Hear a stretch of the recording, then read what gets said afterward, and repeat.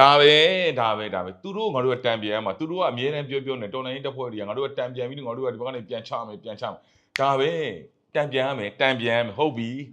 တံပြန်ရမယ်အားလုံးပဲမင်္ဂလာပါ ANT channel ကနေကြိုဆိုလိုက်ပါတယ်ကျွန်တော်ရဲ့ channel ဟာမြန်မာနိုင်ငံသတင်းထူးသတင်းဝန်းတွေကိုနေ့စဉ်နဲ့တင်ဆက်ပေးတာမို့ကျွန်တော်ရဲ့ channel ကို subscribe လေးနှိပ်ထားပေးဖို့ပြောကြားချင်ပါတယ်သူလာကိုကဆောင်ရမှာဂျူတီချိန်မှာဂျူတီပါဝတ္တရားမပြတ်ဖို့ပါသူလာကိုကဆောင်ရမှာဂျူတီချိန်မှာဂျူတီပါဝတ္တရားမပြတ်ဖို့ပါသူမသားသေးနေတာဒါလည်းအဖမသိပါဂျူတီချိန်မှာသေးနေတာဒါလည်းအဖမသိပါသူမသားသေးနေတာဒါလည်းအဖမသိပါ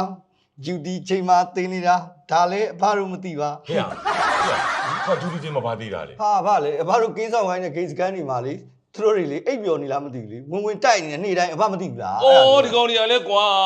ဒီဂျူတီချိန်မှာမတောက်ပါနဲ့မစားပါနဲ့ပြောနေလို့ဆိုဂျူတီချိန်မှာတောက်စားတော့အိပ်ပျော်သွားတယ်အိပ်ပျော်တော့ဟိုကကြိုင်ပြီဟုတ်ဂျူတီချိန်မှာတောက်စားတာမဟုတ်ဂျူတီမကြခင်နဲ့တောက်စားတာဂျူတီချိန်ကျတော့အိပ်ပျော်သွားပြီဘုကရန်ကုန်မှာပြန်ဆုံကြမယ်ဗျာရန်ကုန်မှာပြန်ဆုံမယ်ဒီကတော့တေချာသွားပြီနော်တေချာသွားပြီဟေ့အောင်ငါတို့နိုင်မှာမလားရအောင်ရှုံးပါဗျမင်းကလည်းရန်ကုန်မှာပြန်ဆုံမယ်ဆိုဟုတ်တယ်လေတော်လိုင်းရဲဘော်တွေအခုရန်ကုန်မှာပြန်ဆုံနေကြပြီဗျာဗျာအဖက်ဘက်ကနေပြီးတော့မြို့နယ်တိုင်းကိုနော်အလုံးရင်းနဲ့ကစ်နေပြီဒီလာထဲမှာစောင့်ကြည့်လိုက်အမတို့နော်ဘယ်အမတို့ဘလို့ပဲချအောက်ကကြီးပဲဖြစ်နေပြီတေချာတယ်နော်ဗျာသွားပြီကွာသွားပြီတက်မလာနဲ့တက်လာရင်တောက်ချမယ်ပေါ့ဗျာတက်ချုပ်ကြီးပြောလိုက်ပါလားဒီလိုအချိန်မှာလူကောင်းတော့လွတ်ပေးသင့်တယ်နော်ဗျာအားလုံးတောင်းဆိုတဲ့အတိုင်းလွတ်ပေးသင့်တယ်အဲ့ဒါလေးမျိုးငါပြောပြမယ်ငါတို့ပြောတယ်တက်ချုပ်ကငါပြောတယ်တက်ချုပ်လွတ်ပေးပါညာဆိုတော့တက်ချုပ်ကသူ့ကိုငါတို့လွတ်ပေးလေငါတို့လည်းမကြိုးကွင်းစွတ်မှာပေါ့ဒုက္ခပဲသူ့မှာလေအကြောက်တရားတွေကြီးဆိုပြီးအချက်တရားကိုမရှိတော့တာနော်အချက်တရားမရှိတာတော့ကန်းကုန်နေပြီနော်အကြောက်တရားကလည်းကန်းကုန်နေပြီအချက်တရားကလည်းကန်းကုန်နေပြီတေရမှာလဲသူကြောက်တယ်နေရမှာလဲသူကြောက်တယ်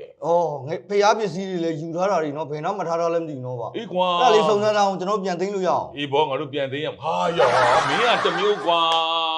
မင်းကတမျိုးဘာပဲပြောငါပြောပြမယ်ကွာလူဆိုတာကကိုပြုတ်တဲ့ကံပဲ့တင်တယ်ကိုထံပြန်လိုက်မယ်ဘာတော့လူစကားပြောတတ်နေပြီလူစကားပြောတာပါ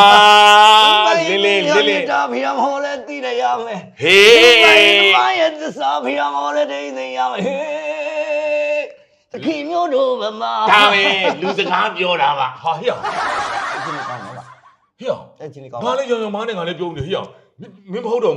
ငါသတင်းမပြောသတင်းဆိုရင်ငါ့ဟိုဒီစကိုင်းနဲ့ပတ်သက်တာငါသိကျင်တယ်စကိုင်းเจ้าနေမဟုတ်လေတနိုင်ငံလုံးเจ้าကိုပြောရမှာလေဗျာရန်ကုန်မှာရှိတဲ့သတင်းဆိုလေရန်ကုန်ကအကြောင်းတွေတင်ပြမှာပဲကျွန်တော်တို့ရခိုင်မှာဖြစ်ရင်လေရခိုင်ကသတင်းတွေအဘကိုတင်ပြမှာပဲအဘတို့ကနော်တနေ့ထက်တနေ့လေတိုးတက်လာတယ်မရှိစုပ်ယုပ်လာတာတွေပဲနော်ဘာလို့နေမြေကြီးလဲဆုံးရှုံးလာပြီဟုတ်ပြီကျင်းလာဘောင်ကျင်းလာတယ်ဘာလို့နော်ဆိုခန္ဓာကိုယ်ကြီးဇက်ပုတ်တွေလေတေးလာတယ်ပိတ်တာတွေဖြစ်နေတယ်ခမင်းလုံးလေးတစ်လုံးငါတို့ပေါက်စိန်နဲ့ပေါက်ပြီးစားနေရတယ်ဘောဟာမျိုးဖြစ်နေတော့မင်းအရှင်လက်ပိတ်တာဟာဟေ့ဘလို့ပြောနေပိတ်တာဆိုတော့မင်းတက်ချုပ်ကြီးနော်သူကမဂျပူးပိတ်တာဟာငါတို့ရုံးဝါနဲ့ပြောပြီးလိုက်တယ်ဂျပူးပိတ်တာတော်လေးတော့သတင်းတွေကတော့ဗျအနေနဲ့ရက်မှာပေါ့နော်ဝမ်းသာစရာကြာရှုံးမှုတွေအများကြီးပဲဝမ်းသာစရာဆိုလဲဝမ်းသာစရာကြာရှုံးမှုဆိုလဲကြာရှုံးမှုဝမ်းသာနေကြတဲ့လူတွေလည်းရှိသလိုလို့ကြာရှုံးမှုတွေလည်းအဖက်ကအဘာတွေရှိတာပေါ့ငါတို့ဘက်ကပို့ဆိုးတာပေါ့ကွာမလက်နက်တွေလည်းပေးရတယ်ဟာဟေ့အောင်ဘာလဲဗျာဟိုလေးဇက်တော်ရှိတယ်လေဗျာဘာလဲရွှေပြင်းလေးလားကိုတော်လေးဟိုကလေမျက်စိနှစ်ကွင်းအလင်းမရတဲ့ဇက်တော်ပါလေမျက်စိနှစ်ကွင်းအလင်းမရတဲ့ဥစ္စာကငါတို့ဥစ္စာလေးကွာဒုတ်ပေါင်မင်းရဲ့ဆက်လေးဒုတ်ပေါင်မင်းရဲ့မျက်စိစားဘာကြီးတွေဦးလေးတွေဘာကြီးတွေအဖေတွေအဲ့ဒါစကုစပြီးမျက်လုံးကူးတယ်စပြီးမျက်လုံးစပြီးကူးတော့စကုစပြီးလင်းတော့စလင်းအဲ့လိုအဲ့မှာသူတို့ရဲ့ဒီဥစ္စာမဖြစ်ခင်မှာကွာသူတို့ရဲ့ဖောင်ကြီးကညှိနေတာညှိနေတော့ရေငုပ်ပြီးတော့သူတို့ကကြည့်လို့ကြောအစစ်မီကြီးနဲ့သူကညှိနေတယ်မျက်လုံးကလည်းမမြင်ဘူးပြောသေးတယ်ဒီမြစ်ထဲကိုကြည့်နေတာဆိုတော့ဒီထဲမှာသူငုတ်လိုက်တာပေါ့ငုတ်ပြီးလိုက်ဆန်းတာပေါ့ထားပါတော့စပြီးလင်းတော့စလင်းစပြီးကူတော့စကူဘာလို့စစ်တဲ့တွေစပြီးတေတော့စစ်တေစတေကောင်းတယ်နော်ကြောင့်စကူစလင်းစတေစကူစလင်းစတေကောင်းတယ်နော်ဘာလို့တက်ပြီဟေးနော်အဲ့စကူအကြောင်းလေးပြောချင်လို့ ဘာညလုံးနဲ့ မင်းငါရံရံမမပြောတတ်တယ်ဆိုပြီးတော့မင်းငါအခွင့်ကောင်းယူ ဟုတ်ပါဘူးအသားငယ်လေးချစ်လို့ဘာစ အခွင့်ကောင်းမယူနဲ့တော့ ဟုတ် အခွင့်ကောင်းမယူနဲ့တော့အေး အဲ့စပြီးကူတဲ့စကူပေါ့နော်စကူမျိုးမှာပေါ့နော်ရွှေဆက်တော်ဖျားဆိုတာဘာရောက်ဘူးမှတော့မဟုတ်ပါဘူးဘာလို့ဒီလောက်ပဲရောက်ဘူး ငါတို့ကဒီဖျားနဲ့ငါတို့ကဝေးတယ်ကွာမင်းဖျားတောင်ကွဲနေပြီတက်ချုပ်ကဟာ ဟိုရွှေဆက်တော်ဖျားရှိတယ်နော်အဲ့ရွှေဆက်တော်ဖျားစကူမှာတဲ့ရွှေဆက်တော်ဖျားဘက်သို့ထွက်လာတော့ကျွန်တော်တို့ချင်းကြစစ်တက်ပေါ့နော်စစ်ကြောင်း အေးချင်းကြလို့ပဲပြောတာလေ အေးဟုတ်ပြီ အကျန်းဖက်လို့ပြောတာမဟုတ်လေဒီအကျန်းဖက်စစ်ကြောင်းဟိုပေါ့နော်ဂျားပြက်တိုက်ခိုက်မှုမှာတဲ့စစ်သား၄ဦးတေဆုံးတယ်စစ်ကြောင်းကစစ်ကြောင်းကတဲ့ပြည်သူ2ဦးကိုပြစ်တက်ပြီး3ဦးကိုဖမ်းဆီးသွားတဲ့အကြောင်းလေးအဲ့အကြောင်းလေး ဟာပြည်သူဘာလို့ဖမ်းတာလဲပြည်သူဖမ်းကြအကြောင်းမရှိဘူးလေ ဘာလို့ကဒီလိုတိုက်ခိုက်ခံရပြီဆိုရင်ပြည်သူတွေကိုလူသားတိုင်းလုပ်မယ်အဲ့အတွက်ဖမ်းမယ်ပြီးတော့ပြစ်တက်မယ်ဒါပဲနော်အဲ့အကြောင်းလေးပြောမယ် မင်းတို့ကလည်းကွာ အဲ့ဒါဘယ်နေ့ဖြစ်ခဲ့တာလဲဆိုတော့ဒီဇင်ဘာလ4ရက်နေ့တွင်တဲ့စကုမြို့နယ်မန်းချောင်းအနောက်ဘက်ရှိစကုမြို့အနောက်ပိုင်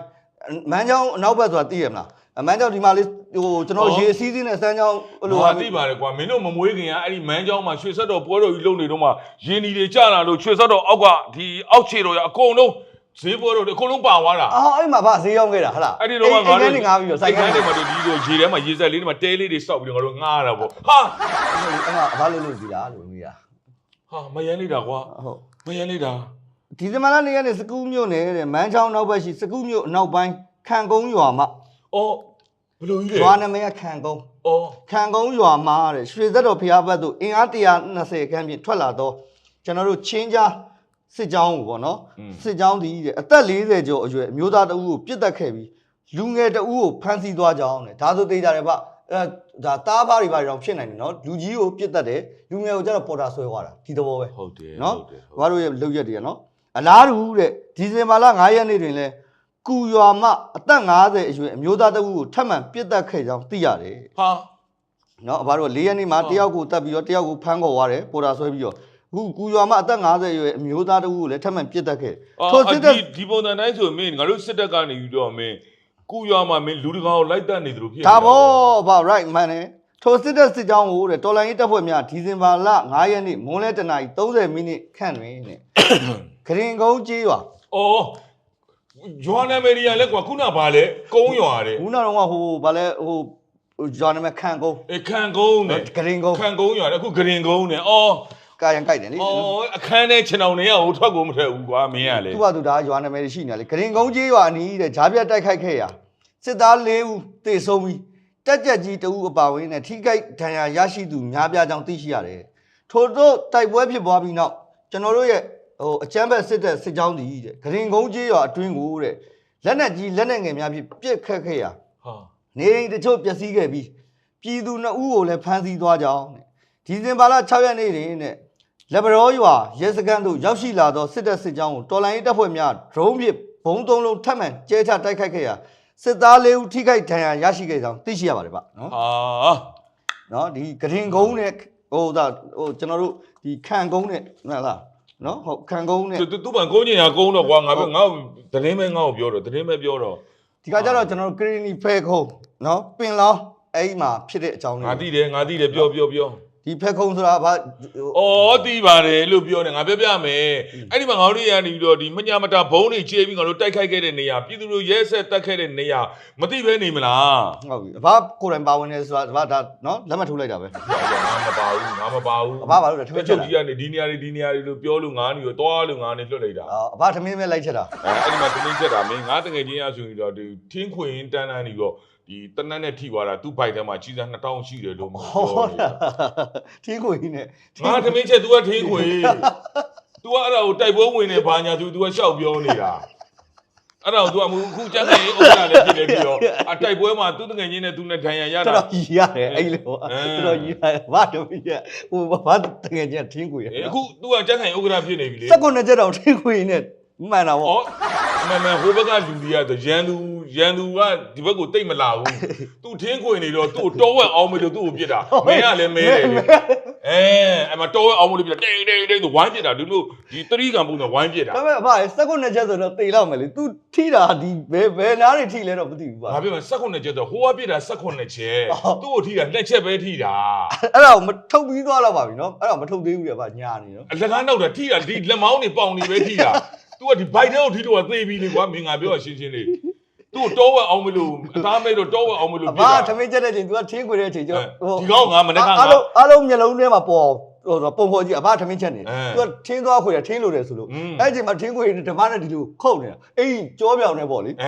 ေကြောပြောင်နေထမ်းဖို့လုပ်နေတဲ့အချိန်မှာဝေးကလမ်းကြီးတော့တောဝက် ဆိုပြီးတော့အဲ့ဒါပဲဖြစ်ချင်တော့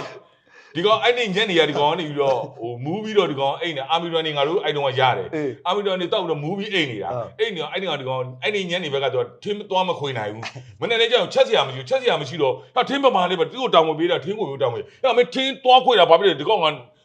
ထိုးမယ်ချိန်မယ်လဲလို့ဟာတကယ်ငါသွားမယ်ဆိုညငါမူးလို့အိပ်ပြော်သွားဆိုသူထင်းသွားခွေတာအဲ့ဒီမှာဖြစ်တာ ဟုတ်ပြီပါဒီ ဟိုကတော့ဝဲအောင်မလို့ဖြစ်တာ ဖက်ကုံနဲ့ပင်လောင်းမှာပေါ့နော်ဖက်ကုံနဲ့ပင်လောင်းမျိုးနဲ့အဆက်တွေနဲ့တိုက်ပွဲဖြစ်ပြီးစစ်ဗိုလ်တအူးပါဝင်9ဦးသေဆုံးပြီး2ဦးဟိုတဲ့လက်နက်ခဲယမ်းများနဲ့သူဖမ်းဆီးရရှိတယ်။ဟောဒီကောင်တွေလည်းတောဝက်လူဟန်ဆောင်လိုက်ရမှာနော် အဲ့မှာတမန်ချက်ပဲထိမှာဟာဟေ့အောင်မင်းပြဿနာပဲကွာ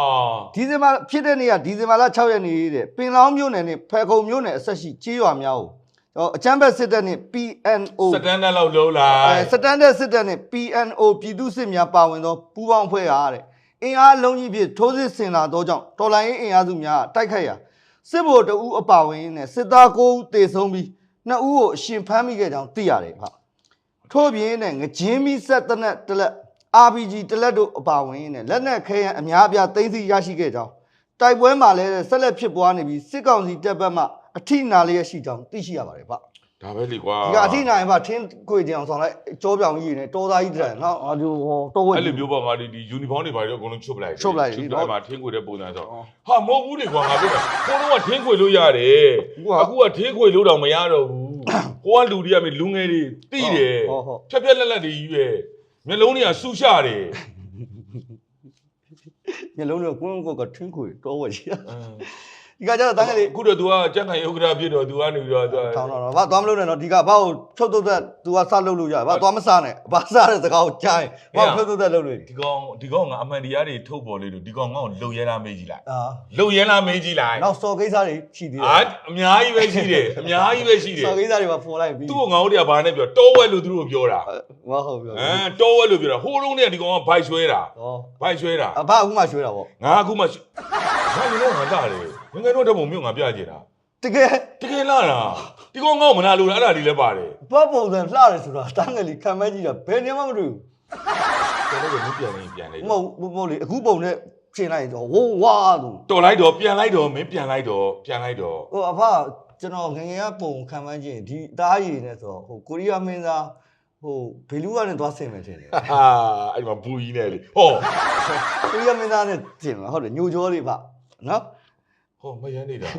အဖညိုကျော်လေးလို့အဖညိုကျော်လေး ဟောအေးဟုတ်ပြီထားလိုက်ပါတော့ ဒီကကြတော့မုံရွာမျိုးတွေနဲ့လူငယ်30ကျော်ကိုစစ်တပ်က2ရက်စတိုက်ပေါ်တာဆွဲဖမ်းဆီးပြီးဝမ်းတွင်းမျိုးနယ်တွင်လည်းတဲ့နိုဝင်ဘာလတစ်လအတွင်းလူငယ်300ကျော်ပေါ်တာဆွဲခံရတယ်။ဘာစဉ်းစားကြည့်ကြမုံရွာမျိုးနယ်မှာလူငယ်30ကျော်ကိုတဲ့စစ်တပ်က2ရက်စတိုက်ပေါ်တာဆွဲဖမ်းဆီးတာ2ရက်ထဲနဲ့နောက်ပြီးတော့ဝမ်းတွင်းမျိုးနယ်တွင်လည်းနိုဝင်ဘာလတစ်လအတွင်းလူငယ်300ကျော်တဲ့ဟာအဲ